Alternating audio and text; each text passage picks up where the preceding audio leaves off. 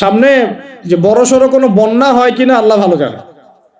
বলা হচ্ছে যে একটা জলোচ্ছ্বাসের মানে ঝুঁকির মধ্যে আছে বিশ্বের বহু কান্ট্রি জলোচ্ছ্বাস, বড় একটা জলোচ্ছ্বাসের হুমকির মধ্যে আছে। 20 ফুট থেকে 25 ফুট পানি উঠে যাবে, উঠে উপকূলবর্তী অঞ্চলগুলো ডুবিয়ে দিবে। এটা এখন গবেষকরাই বলছেন, বিজ্ঞানীরা। আর আমরা তো আগেই বলেছি, যখন একটা জনপদের মধ্যে শিরকের পাপ বেশি হয়, কোন পাপ? শিরকের পাপ। শিরক শুধুমাত্র ওই মূর্তি পূজা করাই শিরক নয়, আপনাদেরকে জানাই দিতে চাই, কবর পূজা করাও শিরক। কথা কি বুঝতে পারছেন? আমার কথা কিভাবে নিবেন জানি না, কিন্তু আমাকে তো বলতে হবে। শুধু মূর্তি পূজা করাই শিরক না, কবরে সেজদা করাও শিরক। তো যখন শিরকের সয়লাভ হয় একটা এলাকার মধ্যে, একটা জাতির মধ্যে, তখন নূহ আলাইহিস সালামের কওমকে আল্লাহ পাক যেমন প্লাবন দিয়ে ভাসিয়ে দিয়েছিলেন, ওরকম বন্যা জলোচ্ছ্বাস প্লাবন দিয়ে ভাসিয়ে